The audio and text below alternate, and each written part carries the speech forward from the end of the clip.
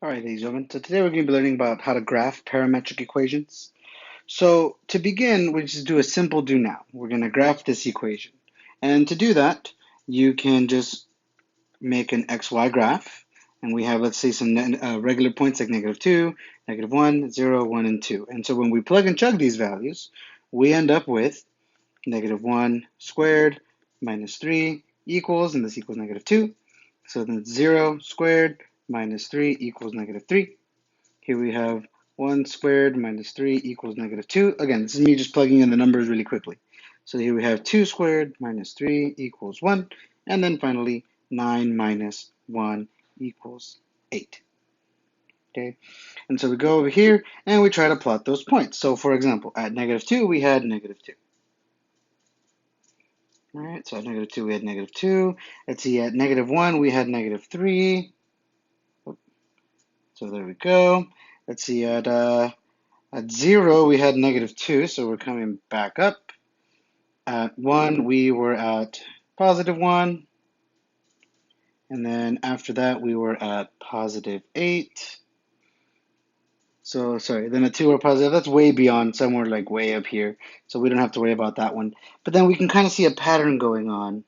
This is definitely going to be a parabola. Okay, it doesn't have to be perfect. Okay, so here we can have our vertex. So our vertex here is a -1 comma -3, or in other words, h and k, kind of like the numbers in here.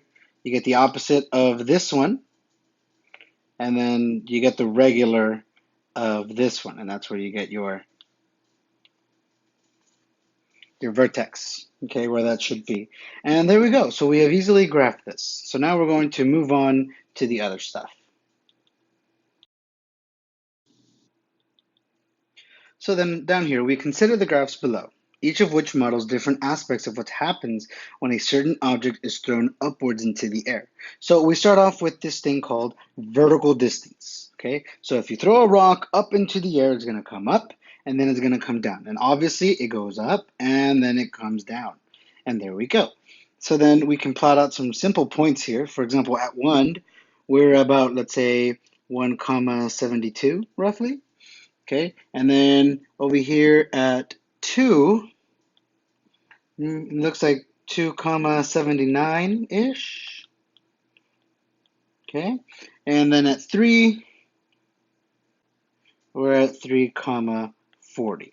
Okay, so those are like some timestamps that are important. Okay, and so but what happens when we throw a rock into the air? The horizontal distance is standard. It's always going to be moving forward. Even if it's going up and then down, it's still moving away from you, creating some distance. So then at 1, we're at 40. Okay, at 2, we're at 80. Okay, so 2 comma 80. At 3, we're at 3 comma 120. And then finally at 4, we're at 4 comma 160. 4 comma 160, but that's kind of like where it hit the ground. It stopped moving at 4. Okay, that's why we don't have anything beyond. And now we have this thing, the horizontal distance versus vertical distance. You know, here's my new x-axis, here's my new y-axis. This is taking into consideration both.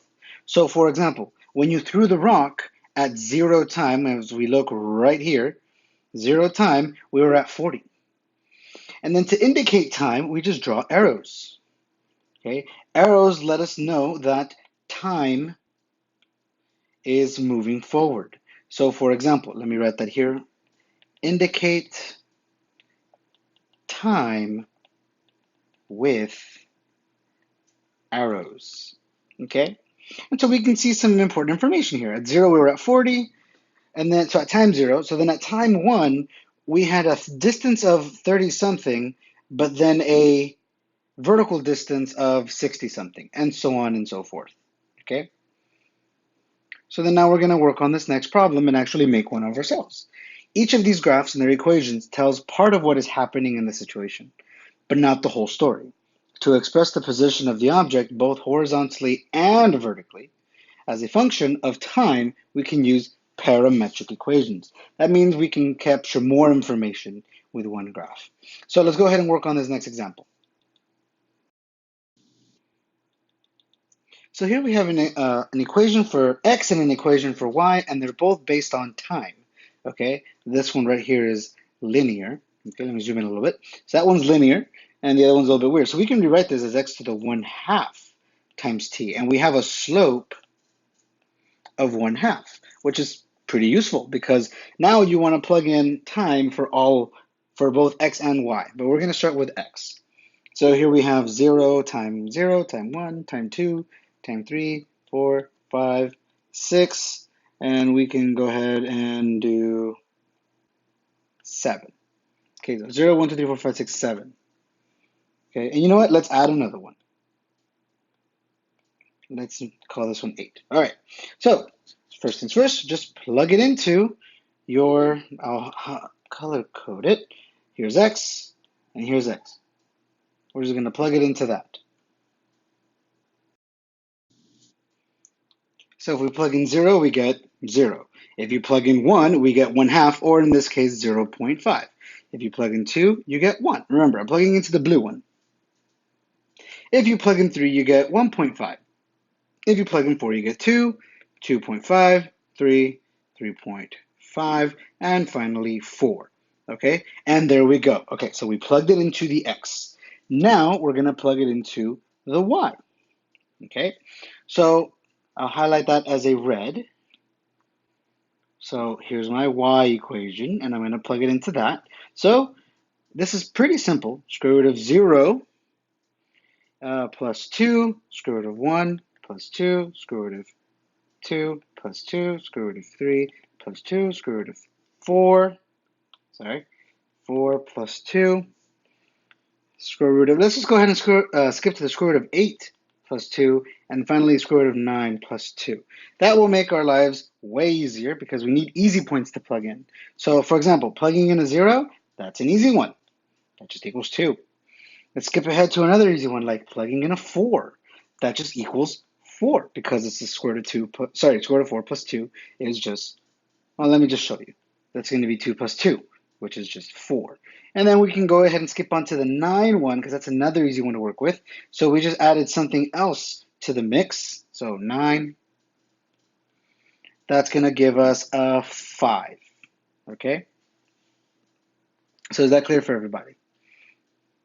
All right. So now we can plot these points. So at time 0, what was the x comma y? So obviously at time 0, we had 0 distance. So we can see right here we had 0 distance, but we had a y of 2. So it would go right here. All right. And then at distance 1, well, we don't know exactly how much we had, but let's see what other one we do know. Okay, so at distance 2, we had 4. So right here, you know what, let me just use green to show you. So here's one point. Here's another point that we have. So at 2, 4. So 2, 4. And then we have another point. Now we can figure out x at 9. For example, this one would be a good one to plug in, but since I don't have that blank spot right there, let's just do it. Literally plug in 9 into this. Okay, so let's see, 9 times a half, that would be about 4.5. So at around 4.5, around right here, we had a value of 5. And so there's my parametric equation. So now all I need to do is kind of connect the dots, do my best, and then don't forget to put arrows on it. Just FYI, do not put an arrow at the very end. Okay, so this would end here. No arrow at the end. Okay, so just remember here, you only graph x and y values. Sorry, crappy handwriting. There we go. Okay, you only graph x and y values. Okay, and then so that's the end. This was the beginning. So begin here, which is your first x comma y. Okay, we can graph some other ones. For example, let's see. Like if you plug in a 1, that just ends up being a 3 here. So here's another one that's really easy. Sorry, I didn't see this one. My brain kind of tuned it out. So square root of 1 plus 2 is just 3. So at half comma 3, so at 1/2, it would be somewhere, well, I almost got it. I was close enough. Okay? So that's why, like, you use t to create x, you use t to create y, and then only graph x and y. Okay? So let me write that down. Use t to create x and y, and then only graph x and y. That should help you out in the long run. All right, ladies and gentlemen, thank you for listening and for paying attention. I will see you all in the next class period. Have a wonderful evening.